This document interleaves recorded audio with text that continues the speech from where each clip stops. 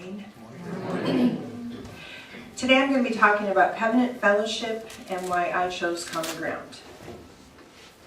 One of the things that really drew me immediately was spiritual community, honoring all paths to God. Each one of those words, when I take them separately, means something deeply to me. Spirituality, community, everyone that's here, and the fact that we do honor all paths to God. I've always kind of said there's many ways to get to Temecula. It doesn't matter which way you take to get there, as long as you end up there, if that's where you're going, then that's what works for you. There's no membership required at Common Ground. Creating a relationship with spiritual community is a matter of heart, intention, and commitment. My favorite is it cannot be given and it can't be taken away. By being in spiritual community, I found a deeper connection with God, with myself. I found a higher purpose, and I've made loving friendships. You can be part of Common Ground without entering into covenant fellowship. It's kind of like dating. Everyone's welcome. You're invited to participate in activities at Common Ground. The decision to enter into covenant fellowship is a very deep commitment, kind of like marriage. I loved James when we were dating. I told him he was going to cry. I loved James when we married. The difference is marrying James was a commitment to him and to myself. I've grown as a person because of that commitment, and I feel the same way about Common Ground. Once a year, an invitation goes out for those who want a committed relationship with Common Ground. It's called Covenant Fellowship. This is a commitment to regularly contribute your time, talent, services, and resources to Common Ground. There is a requirement.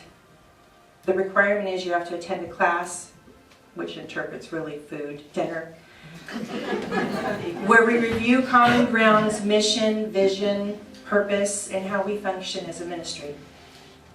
You're not required to believe in any one thing at Common Ground. You need only be willing to work for religious humility and to allow all spiritual traditions to speak for themselves. While everyone is invited to consider covenant fellowship, everyone is equally encouraged to prayerfully consider whether or not such a commitment serves in your highest interest. The story of Indra's net is the metaphor we use to demonstrate interconnectedness. Far away in the heavenly abode of the great god Indra, there is a wonderful net which has been hung by some clever artist in such a manner that it stretches out indefinitely in all directions. In accordance with the extravagant tastes of the deities, the artist has hung a single glittering jewel at the net's every node, and since the net itself is infinite in dimension, the jewels are infinite in number. There hang the jewels glittering like stars of the first magnitude, a wonderful sight to behold. If we now arbitrarily select one of these jewels for inspection and look at it closely, we discover that in its polished surface there are reflected all the other jewels in the net, infinite in number. Not only that, but each of the jewels reflected in this one jewel is also reflected in all the other jewels, so that the process of reflection is infinite. And it is a wonderful world, isn't it? It's all in the way you look at things. If you want to turn on the news, you can see where all hell is breaking loose and life is awful. You can do that if you want to. However, when we start looking at life through having spiritual eyes, we see a completely different world. Because it's up to us how we want to see life, how we want to experience life. We truly do create our own experiences by what we see, by how we act, how we react to life, by our perception of the way things truly are. I think one of my favorite things about being on a spiritual path is taking responsibility for the way our life shows up. And one of the things I don't like is taking responsibility for the way my life shows up. You get that, don't you? As they say, it's good news, bad news. No, it's all good news, really, in the grand scheme. The idea of being spiritual and not religious has really, probably over the past 10 years, has really evolved from that academic definition. And it's moved into a concept, an idea, to identify those people who have moved away from traditional congregations. Pretty much what we're doing here. Places like Common Ground have popped up all over the world. Small, we're small but mighty, right? But small places, and allowing people to be who they are, to speak from their heart, to see the world a little bit differently and have that be okay. In truth, spirituality exists where in so many places, and it shows up so many times in our life, and I think sometimes we don't even realize it. Whenever we struggle with the issue of how our life fits into the grand scheme of things, that's a spiritual question. We encounter spiritual issues every time we wonder, where does the universe come from? Why are we here? What happens when we die? Those are all spiritual ideas, spiritual concepts. We also experience that spirituality when we are moved by maybe beautiful music or art, creativity, anything that touches our soul, that moves us, anything that reveals a meaning or a power beyond that which is physical. That's spirituality. An idea or a practice is spiritual when it reveals that personal desire to establish a deeper relationship with life. Whatever you want to call that, life, God, source, all that is, whatever you call that. And that also goes along with those experiences that we don't necessarily want to have, that we think are bad, that we think are ugly. Those are all really good, and God too, by the way. Most of us here likely identify more with the word spiritual than religious because we don't teach a particular religion here. For me, that's the beauty of Common Ground. You are who you are. You believe what you believe. I honor that. I respect that. And let's talk about what we have in common. And that is what we do here. Now, the truth is this: spiritual and religious do not have to be mutually exclusive. They can be the same. They both have a belief in a higher power. They're both looking to make that connection with that higher power. Although the word spiritual has come to be associated with that private, intimate, personal relationship with the Creator, with creation.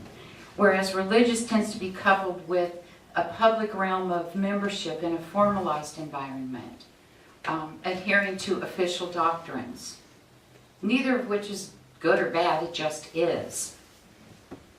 I did read a quote that I could really relate to and I want to share with you. I don't know who to attribute this to, but it says religion is for people who are afraid of going to hell, and spirituality is for people who have already been there. Now,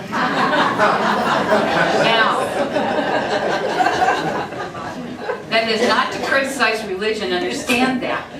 However, that quote hit home with me because that was the truth for me. We've all experienced hell, have we not? My personal belief system says that heaven and hell are right here, right now. I don't have to wait to move on to my next expression to experience hell. Trust me. I know that's been true for you too, because we all get to participate in that.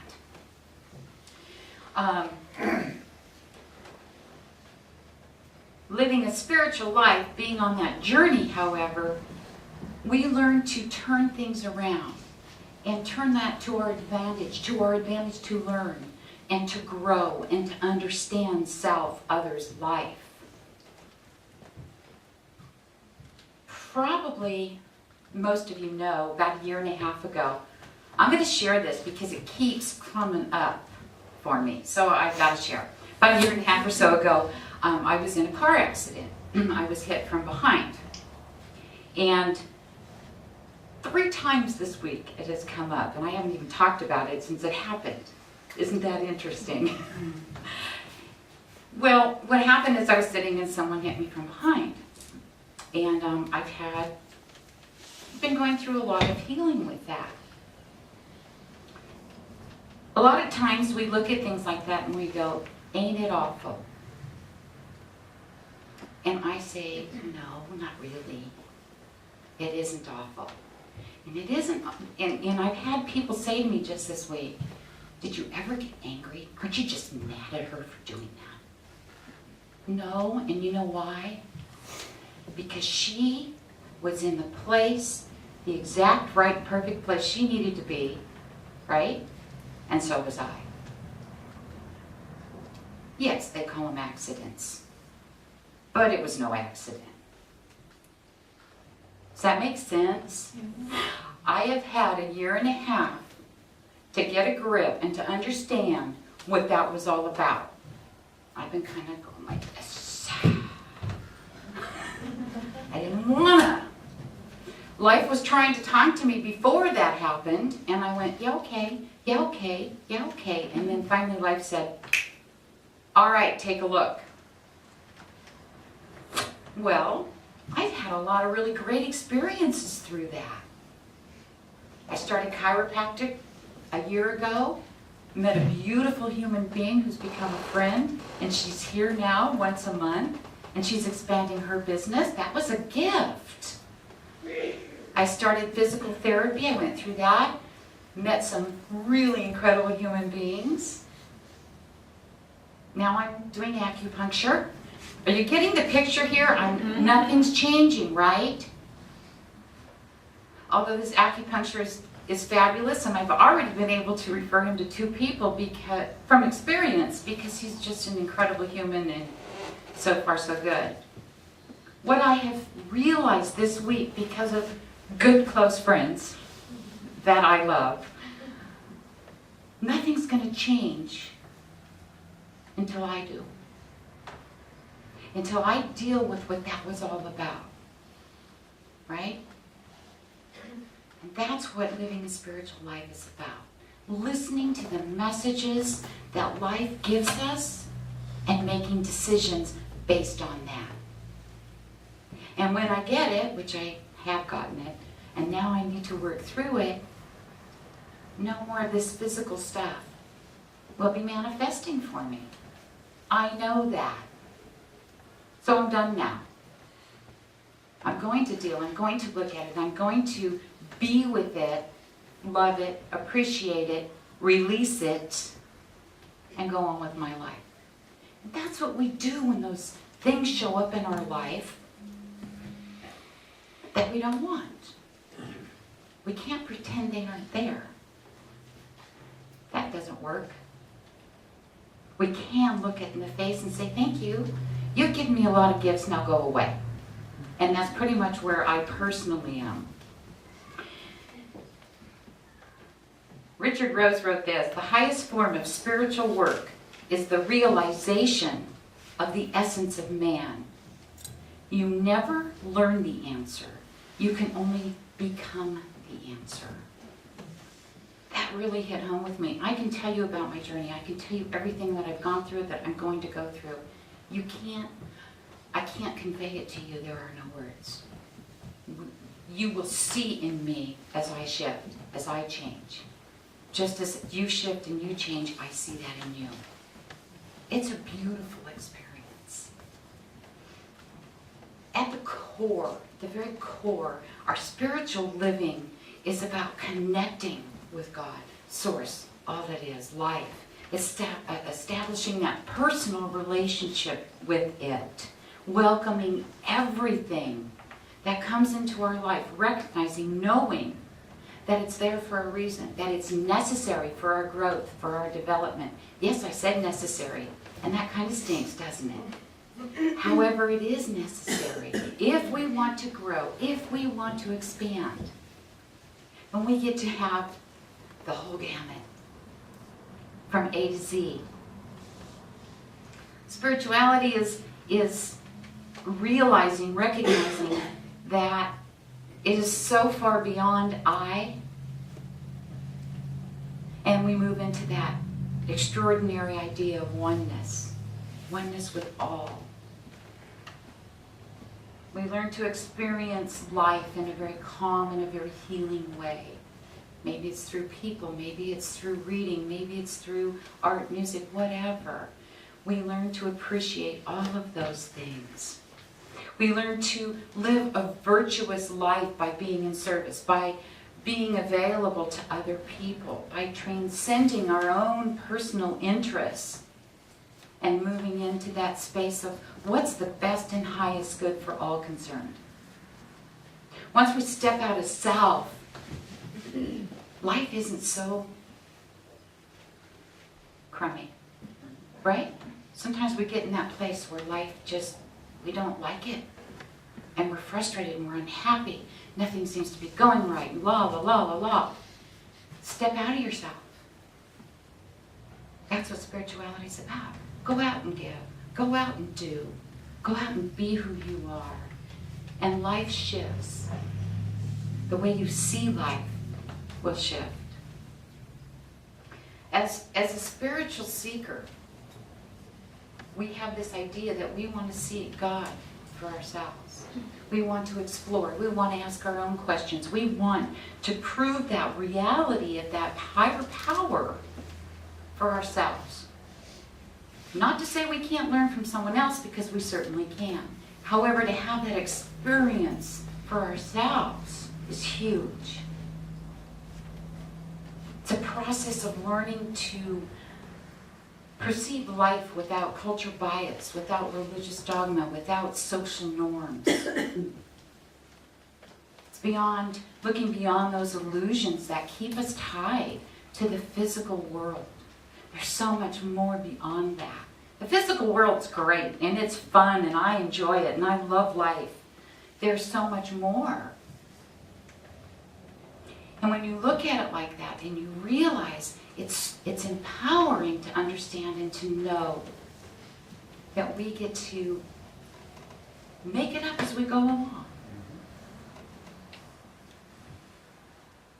To me, that's really exciting. Now, to a lot of people, that can be intimidating. That can be frightening, because it's such a different way of doing life. Sometimes we have to go against the grain. Sometimes we have to go against what we've been taught all of our lives and really move away from those ideas. And it can be uncomfortable as we bring in new ideas and new thoughts. It's a process. We don't necessarily do it overnight. Deepak Chopra wrote this: religion is belief in someone else's experience, whereas spirituality is having your own experience. And again, there is nothing, absolutely nothing wrong with learning from someone else's experience. I encourage you to take that and go beyond that and have your own experience. Because if one person can do it, so can you.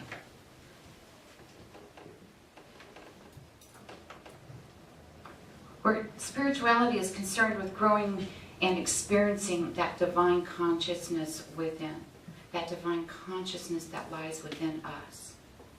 And it's through love that we do that. Through love, where there is no judgment. Complete acceptance.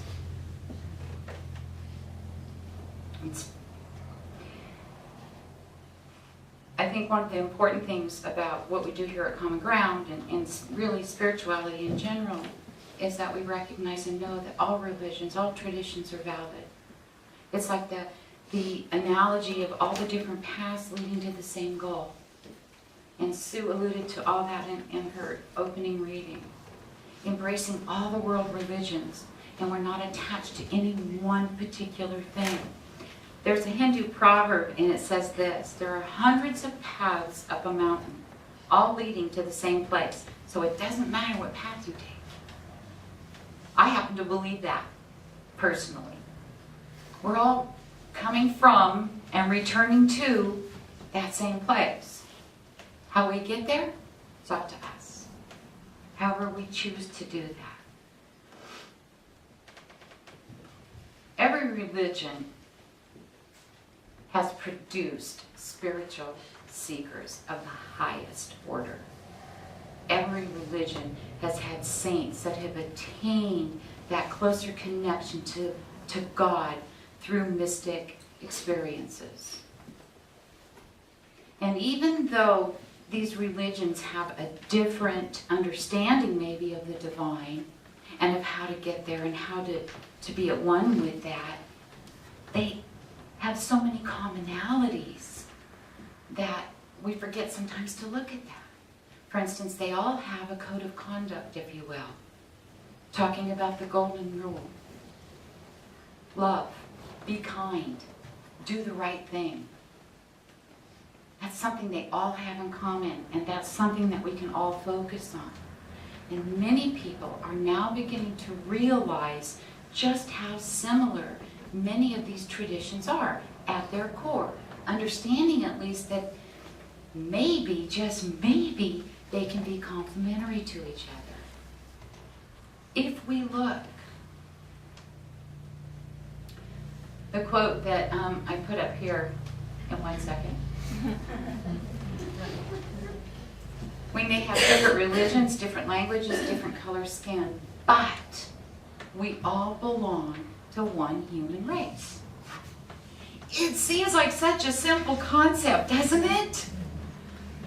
And if the world would look at that, would understand that, and would see that, peace wouldn't be an issue. Peace on this planet would not be an issue at all. It just would be. The more we know about each other's religion, the easier it is to find common beliefs and points that we can agree on. World peace is going to come not by forcing people to believe the same thing or worship in the same way.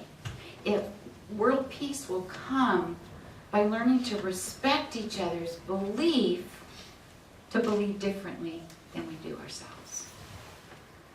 We don't have to agree with every religion's beliefs. We just have to allow people to believe they want to believe what they want to believe and how they want to believe. Is that really so hard? God does it. God lets everybody do that. Why wouldn't we be able to do that?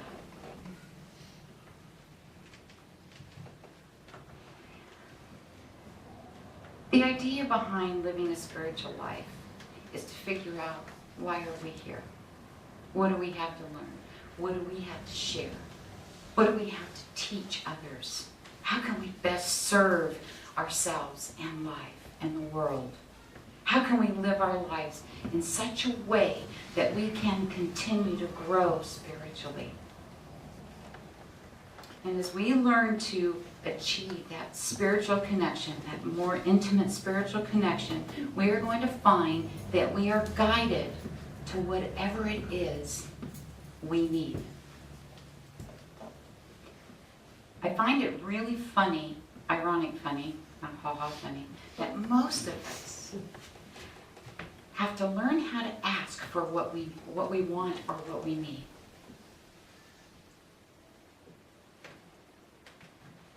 Do you ever think about that and you think, gosh, I wish this would happen, or it would be great if, but have you ever asked for that? Have you ever sat, connected with God, source, all that is, divine, whatever, have you ever asked for it and said, this is what I want? Half the time we forget to do that. And that's what life is there for. Then we have to be still. Act on the answer when it comes. And that answer always comes. Whether we hear it or not, whether we're paying attention, it always comes.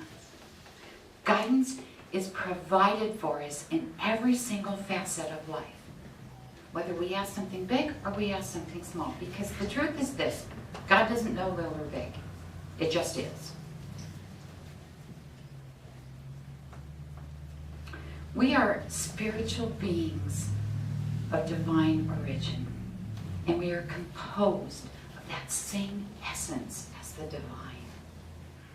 That's so powerful. We are here to connect consciously with that divine,